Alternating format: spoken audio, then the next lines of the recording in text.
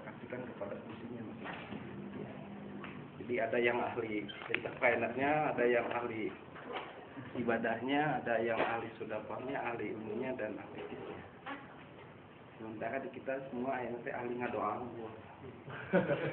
Jadi geraknya agak lambat begitu ya kalau memang kita perhatikan.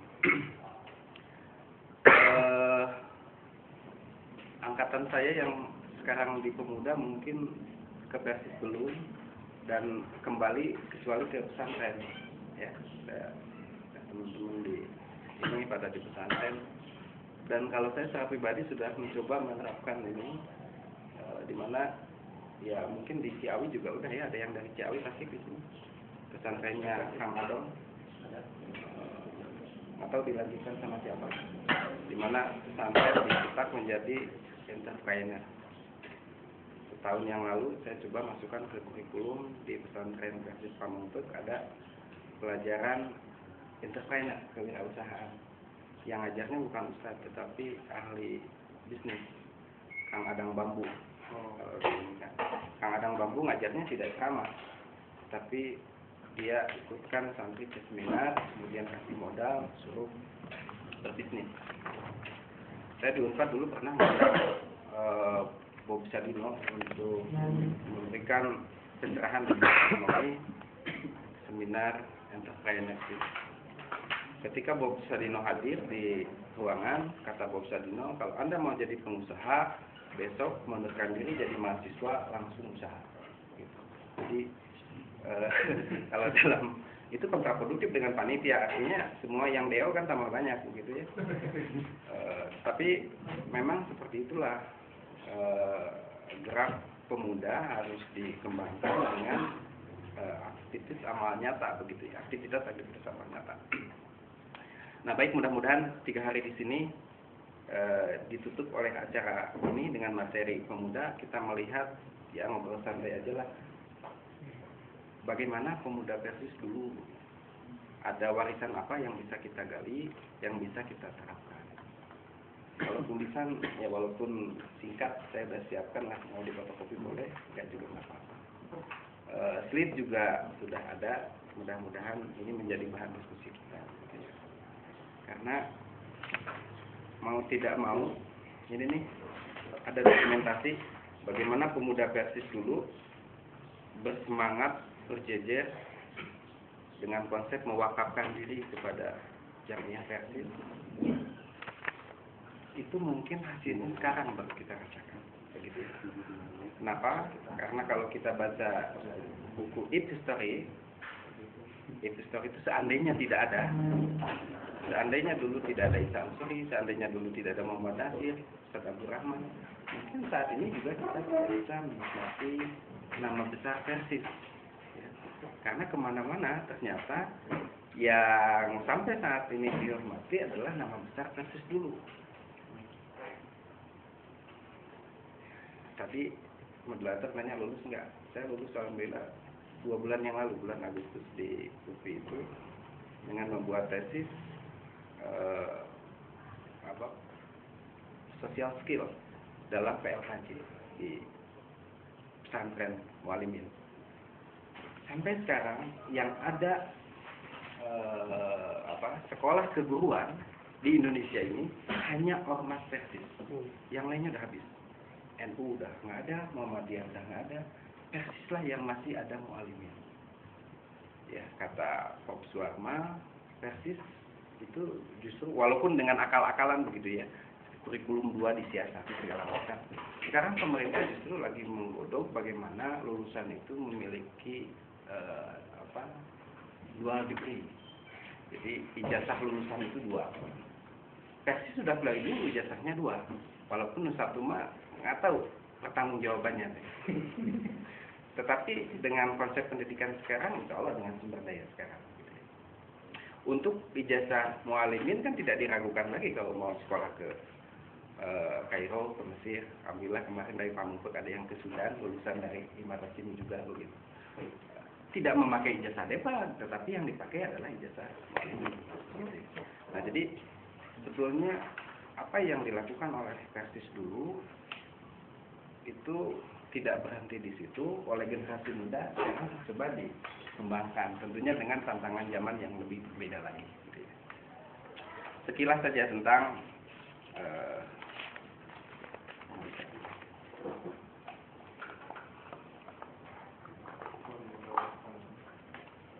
2013, di mana sekarang kompetensi dasar itu dirubah, tidak ada lagi kompetensi dasar, yang ada adalah kompetensi inti. Dan kompetensi inti yang pertama adalah kompetensi religius, yang kedua baru kompetensi sosial, yang ketiga kompetensi kognitif, yang keempat kompetensi psikomotor. Jadi ilmu dan keterampilan itu nomor 3 dan nomor 4. Jadi nomor 1 itu adalah percaya dulu terhadap Tuhannya. Itu sejak dulu kan basis dalam penanaman pendidikan di dunia akidah dan ibadah. Ya. Itu. Jadi kalau kita ambil ke belakang, ternyata apa yang dilakukan oleh dulu itu ya dilakukan oleh sekarang. Yang kedua, kalau kompetensi sosial berjamaah dari basis itu. Jadi ini ialah di tengah keterpurukan kita masih bisa berbangga diri bahwa apa yang dilakukan oleh pendahulu kita ternyata masih aktif. Nah, misalnya 1936 pemuda Persis itu ada. Regime picking bedanya seberapa tahun ya? Bukan picking, Persis itu 3 tahun. 3 tahun? Oh, 33. Persis. Berarti duluan Persis ya, dengan pemuda. 36. Dulu funding padat kita ketika membentuk pemuda didirikan koperasi. Misi pemuda sewa dia yang nanyaan sebagai duit. Koperasi ada, perpustakaan ada. Ini nyambung dengan ini, coba koperasi interface, perpustakaan ilmu. Ya. Cuman sayang, koperasinya entah kemana, perpustakaannya juga entah kemana. Yang ada saat ini adalah cuma pemuda. Jadi kalau dilihat Muhammad Nasir dan teman-teman dulu, ini pemuda itu butuh 2 kekuatan. Satu kekuatan finansial, adanya dengan koperasi. Yang kedua kekuatan intelektual, yaitu dengan kita boleh nggak sekolah, yang penting itu cari ilmu kan gitu. Kita nggak boleh nggak punya duit, yang penting itu rekening gendut. Kalau kita baca bukunya Safai Antonio tentang interface Nabi, ternyata Nabi Muhammad itu ketika meramal Siti Khadijah itu dengan 100 ekor unta. Lain 100 ekor kelinci. Omong 100 unta. Bayangkan, kalau kita mau betul-betul nyunah Rasul dalam hal ini, jika orang Indonesia, gila kawin. Unta, pikiran kita pasti lebih mahal daripada sapi. Ya, sapi saja mungkin 20 juta, 30 juta, apalagi unta yang bisa pakai perang. Cuman nanti teliti lagi hadisnya, betul nggak itu? 100 ekor unta kepada Siti Khadijah yang janda, apalagi kepada gadis. Jadi semangat inilah yang kemudian harus dibangun, begitu ya, bahwa apalagi kalau mendalami ini, ada yang salah nggak ya kita itu? Sementara sekarang kita merasa lemah, dalam ekonomi lemah, dalam ilmu juga lemah. Nah ini mudah-mudahan bahwa orang tua kita ternyata dulu sudah mempersiapkan matang tentang ini. Cuma mungkin generasi selanjutnya ya kurang begitu amanah. Gitu ya. Ini ialah kita bisa baca semua ya dalam Qur'an, Qaidah dan segala macam bahwa Persis, pemuda Persis itu tidak berbeda dengan Persis kepanjang tangan. Kalaupun ada berbeda sedikit, itu sebetulnya berbeda dalam konsep saja, ya, semacam pasal 9 dalam politik. Nggak tahu sekarang sudah dicabut atau belum? Belum. Pasal 9. Persis terbuka lebar untuk politik, pemuda tidak. Tapi ketika ditutup tidak, ternyata rame-rame punya kartu anggota Persis. Dan itu juga dilema sebetulnya. Nah, dalam urusan politik, kalau kita memahami sejarah kenabian gitu ya, sayang saat ini harusnya ada konvensi dulu di PRI. Jadi Ustaz itu mengumpulkan se-Indonesia kader yang diusul PRI untuk nyalek, kemudian ditanya visi dan misinya, dan ada kontrak politik gitu. Karena kebanyakan ternyata kader PRI ketika masih politik sama saja dengan kader yang lain, kontribusinya nggak ada. Beda dengan kader dulu. Gitu ya. Kita ingat ketika bagaimana peristiwa Sakifah Bani Sa'idah, Abu Bakar dan Umar berantem, saling tidak mau menggantikan Rasul. Kata Abu Bakar, nggak mau. Ini bukan main-main kepemimpinan Rasul. Engkau yang lebih layak, wahai Umar. Umar kan lebih tua ya. Kata Umar, nggak mau. Engkau Abu Bakar lebih Abu Bakar lebih tua. Kata Abu Bakar, engkau aja Umar kan lebih berani. Cik ayun ayah salut Pak Monggo. Ya. Saya merasa tidak pantas kamu aja misalkan generasi muda. Saya merasa tidak pantas, tapi nombene malah no tua. Ya kan, tapi sekarang berebut bagaimana mencari dukungan, bagaimana mencari apa itu rekomendasi, sehingga umat bingung mana yang bisa rekomendasi ya. Ini adalah persoalan gitu ya. Nah, saya sarankan adalah kampanye ke pemuda itu, coblos mereka yang tidak mau jadi pemimpin. Insya Allah mulai. Tapi kayaknya kader tesis terhambat tidak kampanye ya. Tidak kampanye. Nah itu mungkin memberikan pencerahan kepada masyarakat bahwa ternyata ya kita mengamalkan bahwa jangan memilih pemimpin yang punya ambisi untuk jadi pemimpin. Anak muslim qabla kulli syai itu betul-betul diagungkan, sehingga bukan nanti harapan jamiah tesis lagi, tetapi harapan keseluruhan bangsa ini itu kepada apa nih yang bisa diselamatkan dari perahu besar ini. Kita kemarin ya sempat frustasi juga kalau MK benteng terakhir dalam mencari keadilan hukum di negeri ini sudah bobol, mana lagi yang bisa? Kalau Ustadz saja sudah memakai bahasa anak antum alhamdulillah dan segala macam dalam bermaksiat, apalagi kecuali mungkin nanti kita investasi dalam pendidikan, bagaimana menciptakan kader-kader yang anggaplah sekian generasi itu hilang gitu, tetapi generasi mendatang insya Allah bisa lebih baik daripada yang hilang itu. Jelas ya, Subhanul Yaum Hijalul Gad Banatul Yaum Ummahatul Gad.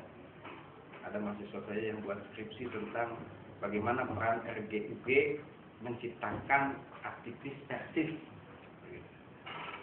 Nah, itu sudah memudar ketika tahun 2010 ada IPP ya, Ikatan Pelajar Persatuan Islam. Kalau kita lihat dulu, Ustadz Sidik, Ustadz Ikin, Ustadz Lutang, semuanya alumni itu dilahirkan dari Rijalul Gad. Nah sekarang yang tidak saya lihat adalah bagaimana pemuda masuk ke pesantren mampu Rijalul Gad semua itu, sehingga ya kasihan Rijalul Gad itu merasa kesepian. Kalau dulu itu kan otonom persis ya, jadi setelah hima-himi Rijalul Gad bisa Ummahatul Gad. Padahal sebetulnya pemuda lah yang lebih pas. Ketika saya dulu di pemuda, Kang Hamdan masih ingat ya sama Ustaz Idris di Cibegol. Cibegol lah yang punya ide membuat ma'ruf di pesantren. Gitu. Jadi karena Cibegol santrinya mayoritas dari luar daerah, mau tidak mau ketika keluar dari mu'alimin itu dia sudah punya kesempatan, tinggal lapor saja ke daerahnya masing-masing.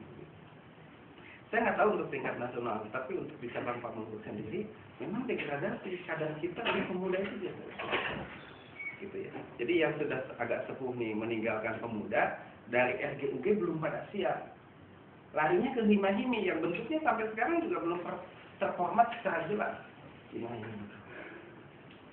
Jadi ini juga beberapa bahan pemikiran. Sejak berdiri jelas pemuda itu sama dengan Persis Ar-Rujudilah Quran wa Sunnah.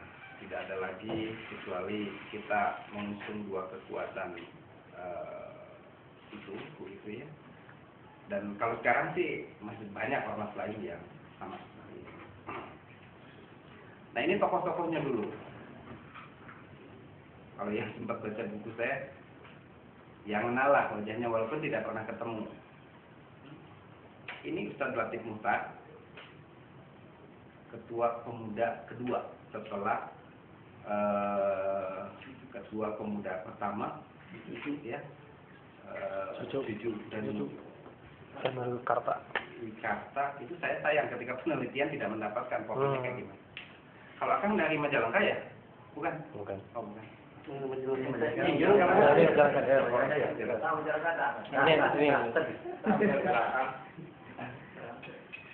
Nanya aja. Menawi apa tadi? Ustadz Latif Muhtar. Kemarin kan kita ramai ya, boleh tidak Aceng Fikri menceraikan istrinya lewat SMS?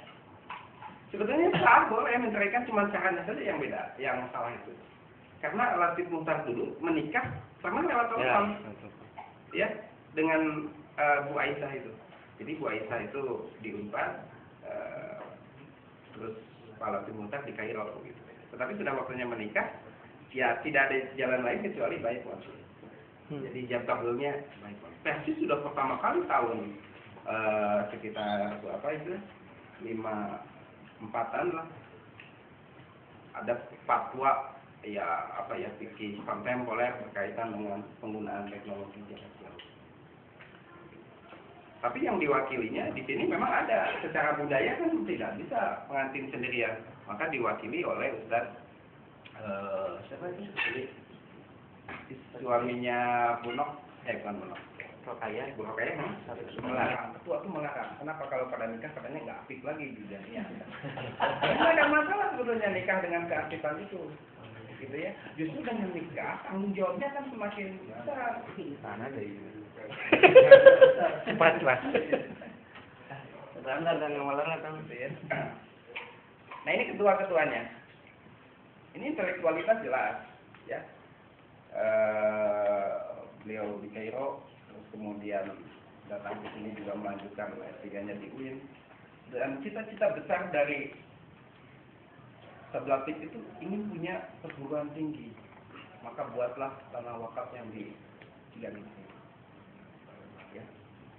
Dan di Muktamar tahun 2000 itu ada amanat Muktamar bahwa 2005 harus terbentuk Universitas Bahasa. 5 tahun. Ayeuna 2015. Dari tahun 2000, berarti 13 tahun kita jalan tempat. Tidak menggunakan. Padahal universitas itu. Kalau kita baca Muhammad Abduh, salah satu indikator pembaruan adalah pembaruan kesehatan, yaitu melahirkan mahasiswa. Ini ada Yahya Wahi, ini ada Suhaidi. Suhaidi itu ini nih, makasih ya. Beliau tentara, jadi dari Angkatan Darat. Tapi ketika masuk ke pemuda Persis, justru mewarnai bagaimana organisasi pemuda Persis ini supaya hidup semarak, sama seperti tentara. Maka pada saat itu ramai yang namanya Subhanul Yaum. Subhanul Yaum. Nggak muka ya? Dan Mars Pemuda diciptakan oleh gitu ya. Jadi yang dulunya, pemuda nggak boleh nyanyi, tapi ternyata kalau terkira itu bisa hidup. Dan ternyata itu membangkitkan semangat gitu. Daripada mati di depan umum. Mas, saya ya kalau kita baca history ya, jika saja ini tokoh ini nih yang paling berperan kemungkinan membesarkan pemuda Persis ke depan, Ustadz Yunus Anis. Beliau adalah adik kakaknya Dedi Rahman, putranya Ustadz Abdul Rahman, suaminya Ibu Dede Sauda yang dirisalahkan.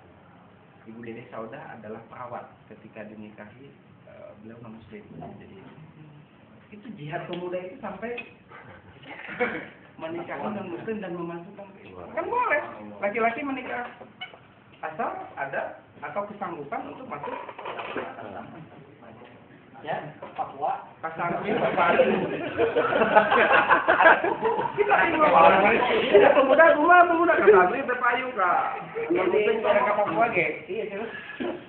Ustaz Yunus Anis intelektual. Ya, dia menguasai 8 bahasa selain bahasa Indonesia dan bahasa Inggris. Bahasa Indonesia, bahasa Sunda apalagi. Dan ada intelektual satunya lagi putranya Sabis Ansori, yaitu Senar Saifuddin Ammar. Ya. Jadi tolong baca deh, itu bahasa Inggris judulnya It History. Jika saja masa lalu, jika saja. Artinya bukan kita berandai-andai ke masa lalu, tetapi kita akan merekonstruksi masa depan itu seperti apa. Gitu ya. Ini Ustaz Yaman ya. Sehingga satu lagi, Ustaz Yunus itu yang menerjemahkan, yang membantu Howard Kederspiel membuat disertasinya di Indonesia, gitu ya, berkomunikasi dalam bahasa Inggris. Sehingga kalau kita baca buku Howard Kederspiel enak begitu, karena Ustaz Yunus Anis ya mentranslate bahasa Indonesia ke bahasa Inggrisnya. Itu ada Ustaz Yaman AS. Ini Ustaz Sodikin. Ya. Ketika muda. Ini Ustaz Tang Muhtar. Ini Ustaz Atif. Ini IMT. Dulu ketika Ustaz Atif harus S2 ke Australia tahun 90 berapa, maka Ustaz Jainal Asikin itu menggantikan. Jadi nggak ada masalah sebetulnya. Di kita kan ribut, aduh saya nggak bisa sekolah lagi karena jadi ketua PW, ini gimana? Urusannya mudah saja, pendelegasian. Kalau sistem jalan, siapapun orangnya kan jalan.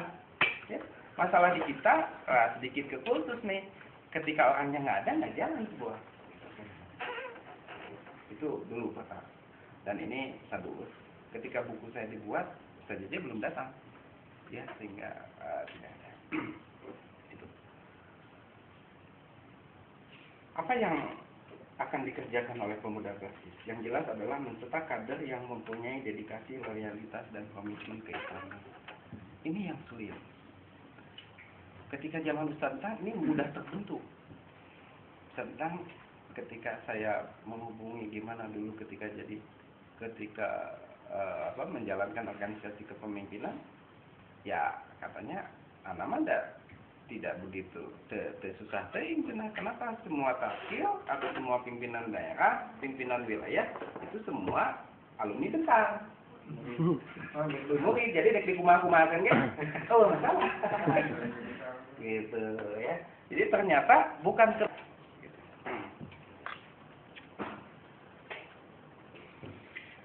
ini nih yang berat.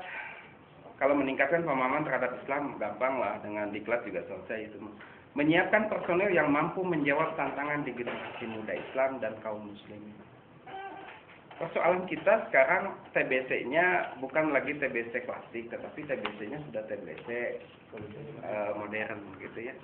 Bagaimana teknologi dikemas sedemikian rupa sehingga agama manusia modern saat ini adalah teknologi. Kita lihat bagaimana orang kecenderungan terhadap teknologi. Silaturahmi face by face tidak lagi dibangun. Ya. Cukuplah SMS, cukuplah telepon segala macam. Padahal kan ketika ketemu tuh banyak yang bisa dilakukan selain daripada SMS. Gitu ya. Terus, ya individualistik secara tidak langsung kita rasakan begitu, dan itu kemenangan untuk pihak lain yang tidak ingin Islam ada dalam kondisi.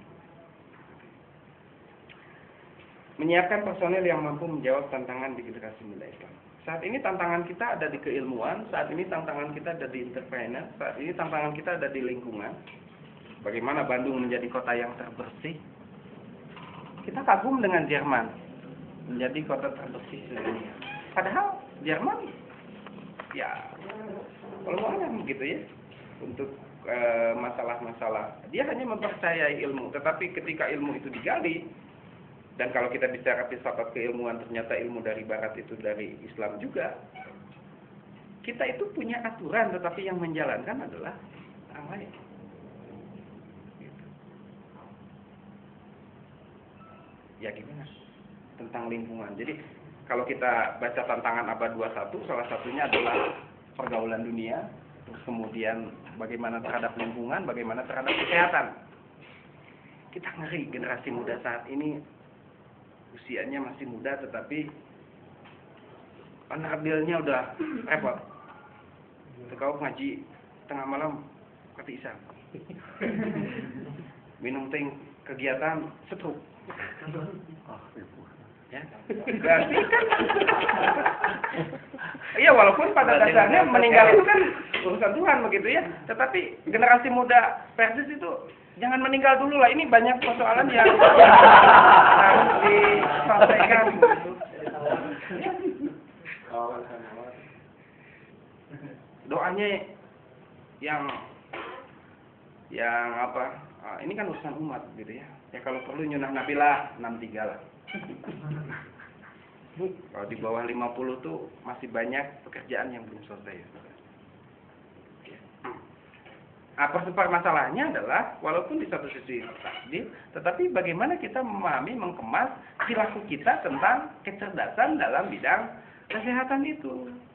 Nggak tahu nih, ada di Pemuda Persis yang mengkaji tentang satu kitab Tibun Nabawi misalkan, ya, bagaimana Nabi mengemas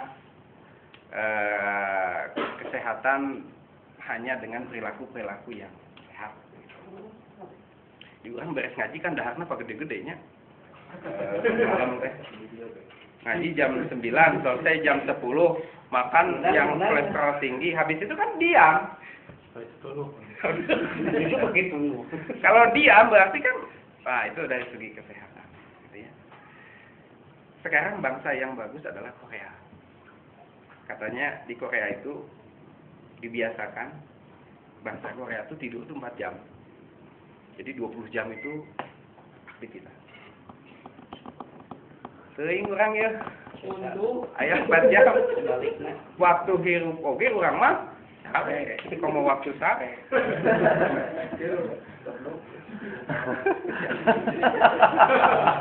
Itu hidup sare. Mending kalau Sare tibra. Jadi ya sebetulnya kalau sejarah itu ya kayak spion gitu ya. Jadi kalau memahami sejarah itu kayak spion lah. Tidak memahami sejarah ya motor nunggu spionan gitu. Spion itu kan kecil, tetapi kecil memberikan gambaran yang sangat besar di belakang. Gitu ya. Jadi apa yang kita lakukan ke depan ya lihat ke belakang. Gitu. Ya bangsa-bangsa yang besar saat ini yang dulu tidak diprediksi maju, sekarang ternyata maju, ya apa yang dilakukan yaitu ini ya. Bagaimana beramal merubah ini semua. Ibadahnya betul-betul ditingkatkan, terus kemudian rekeningnya digendutkan, sedekahnya diperbanyak, cinta ilmu segala macam. Besar ucu lah ini mah mungkin ya.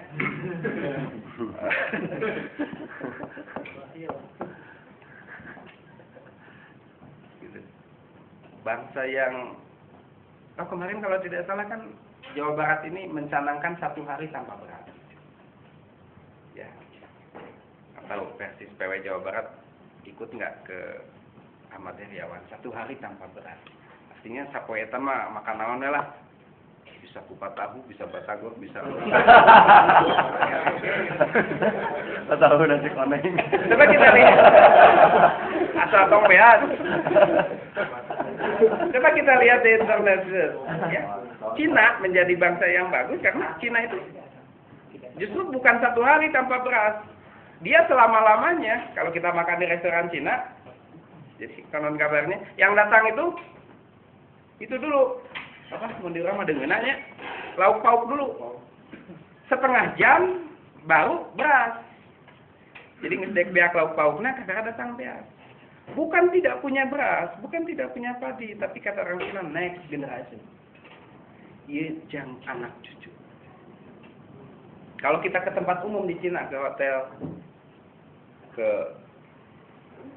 halte, stasiun, bandara dan yang lain-lain, air teh ngocor teh narek teh, jika di Pajagalan saya tika.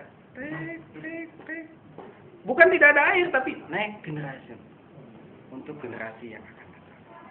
Nah ini sebetulnya kan pola agama, apakah kita tidak takut meninggalkan generasi yang lemah? Tentunya dengan manajerial yang dan kepemimpinan yang bagus begitu ya. Di urang saya ada aika rakyat kita sederhana, pemimpinnya. Bagaimana pembinaannya? Yaitu di pemuda itu ada halakoh, ada saat ini ya, tapi ada training kader instruktur. Itu mudah-mudahan orang komunis semua. Nah ini kalau ini jelas ya untuk pemuda, untuk anggota. Tapi apakah ini kita sudah garap? Untuk simpatisan, untuk kader kita, calon anggota pemuda. Ini kebanyakan di pesantren. Kalau sekarang itu ya kelas 3 lah ya, pengandan sudah pas karena kelas 3 sekarang, besok kan nyoblos juga April itu. Nggak tahu pikir siasatnya, dia nyoblos yang mana. Kalau kita lihat santri kita se-Indonesia, itu signifikan sebetulnya untuk kalau ada calon yang cerdas saja membidik itu. Gitu ya. Nah, ini mungkin PR kita ke depan. Oh, ini ada SBY nih. SBY, Menteri Agama. Ya, salah posisinya ya. Kok ketua PP di bawah? Emang nggak kenek ya tanda? Nah, Emang nggak kenek. ini muktamar kemarin di Tasik ini. Saya sangat menyayangkan kenapa? Karena muktamar di Tasik kemarin kita punya MOU dengan Menteri Pendidikan itu, ya, untuk 5 tahun ke depan MNU. MOU itu sebetulnya jalan keluar untuk kita bisa apa saja mengadakan kerjasama. Tapi saya nggak tahu sampai sekarang bisa di ini apa enggak. Tarbiyatul Islamiyah itu malah luar biasa ya, penguasaan wawasan keislaman. Ya Kang Sani ya dulu kita sempat ikut ikut tes pasca sarjana yang membiayainya Dewan Dakwah. Kenapa kok Persis itu tidak sanggup berinvestasi di bidang pendidikan? Kunaon ka haji weh berbondong-bondong weh. Ngurus haji semangat, ngurus pendidikan nggak tahu. Ya. Padahal sudah jelas kan gerakan kita itu adalah pendidikan dan dakwah. Yaitu ya, menanamkan kepribadian militan, tidak ada cara lagi kecuali yang sampai saat ini saya percayai, menanamkan investasi kita hanya di pendidikan, investasi kita hanya di pesantren, begitu ya. Kalau pemuda, pemudi dan yang lain itu kepanjang tangan. Tapi pesantren itu adalah fondasi dasar yang kuat, bekal yang sangat kuat. Membentuk organisasi yang rapi. Nah ini kalau organisasi modern itu kan tradisional, terus kemudian karismatis, hierarkinya, dan legal rasional. Jadi organisasi yang modern itu legal rasional, artinya kepemimpinan itu diakui bersama dan disepakati oleh bersama. Di Persis masih ada yang karismatis, masih ada yang tradisional, anak kiai, anaknya kiai. Tapi kan sebetulnya kalau kapabilitasnya tinggi nggak masalah gitu ya. Tetapi ketika ada orang lain yang sebetulnya lebih sanggup, lebih mampu segala macam, tidak dikasih ruang, itu menghambat juga terhadap organisasi. Anak Ahasan kan tidak semuanya jadi kiai. Ada Pak Cuhal, ya, yang dulu staf Menristek, itu keilmuan yang dia. Melatih keistiqomahan dan kesabaran. Ini yang penting. Banyak berguguran itu karena tidak sabar. Pendidikan dan dakwah. Nah ini dulu ketika aktif sesuai dengan kondisi situasi rumah gitu ya. Saat ini ke depan Persis dan pemuda menghadapi persoalan yang sama berkaitan dengan keyakinan ibadah, tetapi dituntut juga untuk bisa memberikan solusi pada persoalan-persoalan makro dan modern masyarakat Indonesia. Masyarakat Indonesia sudah mengenal ada tiga organisasi besar begitu ya, ada NU, ada Muhammadiyah, dan ada Persis. Tetapi masyarakat Indonesia masih menunggu peran dari yang ketiga itu, Persis. Selain tentunya dalam masalah ibadah. Nah ini persoalan kita. Sudah jelas di undang-undang fakir miskin dan anak terlantar dipelihara oleh negara. Tapi sampai saat ini kontrol, ya kalaupun tidak dipelihara negara, bagaimana bidang maliyah Persis memelihara fakir miskin dan anak terlantar? Ini pendidikan kita. Gitu ya. Ini generasi muda kita. Ini orang tua kita. Lebih dari 34 juta rakyat miskin ada di kita. Kita lebih paham bahwa kemiskinan itu sedikit lagi kepada ketukuran. Ini angkatan kerja kita. 10 juta tiap tahun yang tidak terserap. Alumni mualimin insya Allah menganggur. Justru mualimin memberikan kontribusi terhadap pendidikan bangsa ini. Guru mualimin begitu selesai sekolah langsung terjun di dinia, atau sebelum selesai juga dia sudah magang di dinia dan tidak mendapatkan perhatian pemerintah. Dan itulah yang akan memberikan fondasi yang kuat kepada generasi muda kita ke depan.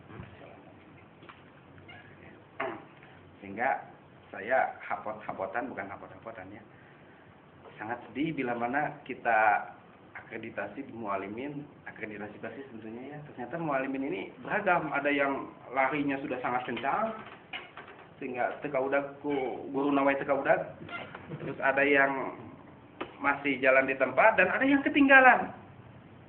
Kalau di Jawa Barat kita coba lihat ke Pakenjeng sana, coba lihat ke Rancabuaya, ya, coba lihat ke daerah Pantura, itu wilayah kajian Jawa Barat itu. Nah ini realita korupsi, apalagi sekarang tidak mengenal Ustadz karena duit madelag.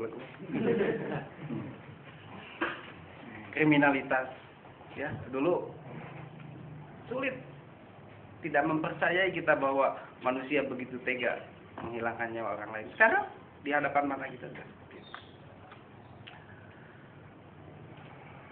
Nah, ini pemerintahan kita itu gini. Dia lari kencang tapi tidak membawa umat. Nggak tahu Persis ini nggak. Larinya sangat kencang tapi umat tinggal. Nah, gitu ya. Mesinnya di mana? Ini emotan lah. Nah, jadi ada masalahnya ada di manusia, dan kita Persis dengan pendidikan dan dakwahnya tentu akan membangun manusia. Bagaimana budinya, bagaimana nuraninya, bagaimana badannya. Sehingga ya pemuda jelas ada di semua ini ya, akalnya dengan keilmuan, dengan aktivitas, hati nuraninya dengan ibadah, badan, tangan, dan kakinya tentu dengan enterprise dan aktivitas. Itu mewujud menjadi karakter pemuda Persis yang walaupun kecil tetapi memiliki kontribusi terhadap Persis yang membesarkannya, karena pemuda Persis adalah kader Persis. Jadi tidak tamat, setelah pemuda itu tidak tamat, pasti masuk ke Persis. Cuman masalahnya Persis mau nerima atau enggak? Kalau tidak mau nerima ke pesantren aja dulu lah. Bebas terbuka untuk siapa. Persis. Itu barangkali yang bisa saya sampaikan dari sejarah. Terakhir sebetulnya ada dua. Kalau saya buat tulisan ini, ada dua hal yang bisa diambil dari sejarah. Pertama, Persis itu adalah punya semangat ideal progress. Jadi semangat perubahan. Kita tidak senang duduk diam sementara kondisi kita terancam begitu. Jadi mau tidak mau harus berubah aktivitas. Kita tahu bahwa air yang diam, kumaha mensolokan di penet. Lain modal bau. Akuarium saya sirkulasian. Filosofisnya kayak gitu aja. Kalau kita diam, kasihan orang lain, bau. Dan yang kedua, selain Aedes Progress, itu ada, kalau dari sejarah itu ada warisan ketokohan. Tokoh-tokoh kita dulu adalah orang-orang yang orang besar, orang mandiri, orang tawadu, orang yang coba ada tokoh persis yang dipanggil oleh KPK dulu, ya, dahulu KPK. Hasan itu seorang yang mandiri, walaupun beliau kenal Tuan Soekarno, tetapi untuk kehidupan sehari-hari dia vulkanisir ban. Jadi ban anu butut di vulkanisir ya, di liangan di gitu kemudian dijual. Dia tidak bawa proposal ke Pak Karno kemudian bantu ini enggak. Komunikasi yang dibangun oleh Hasan adalah komunikasi intelektual. Dia kirim buku, dia kirim tulisan-tulisan. Sehingga ketika Soekarno dikirim ke ND di penjara, saya rindu tulisan-tulisan Tuan Hasan. Hasan dipanggil ketika Muhammad Nasir mau jadi Perdana Menteri untuk dilantik, tapi Hasan nggak datang. Sebelum kau selesaikan dulu kau dan keluargamu, istrimu belum pakai kerudung, anakmu belum pakai kerudung. Ini muridmu mau saya lantik menjadi Perdana Menteri, saya doakan saja Rejal. Semoga dia. Ayeuna kan tadi orang yang ngenta. Ya. Muhammad Nasir, seorang Perdana Menteri, seorang Menteri Penerangan, tetapi akhir riwayat hidupnya gak pernah punya rumah. Semuanya mangkrak. Itu tokoh Pasumi semuanya seperti itu. Muhammad Rum, Saprudin dan segala macam. Ya.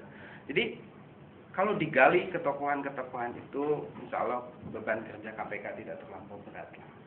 Dan itu tentunya kalau mau dibangun ya mulai dari terbawah dulu, yaitu di kabupaten, bagaimana Persis menyiapkan caleg-caleg yang betul-betul teruji secara kualitas. Bagaimana dia memahami misi dan visi Persis, kemudian berkomitmen untuk jaminya. Yang kedua di pimpinan wilayah nanti menyiapkan kader-kader kalau siap secara politik begitu ya, untuk terjun di anggota dewan di wilayah. Dan yang terakhir ya mudah-mudahan di pimpinan. Itu saja barangkali. Terima kasih. Kalau ada diskusi silakan, kalau enggak juga alhamdulillah. Yusuf kan? Yusuf dari mana kan? Dari Jakarta Sonong ke Bandung.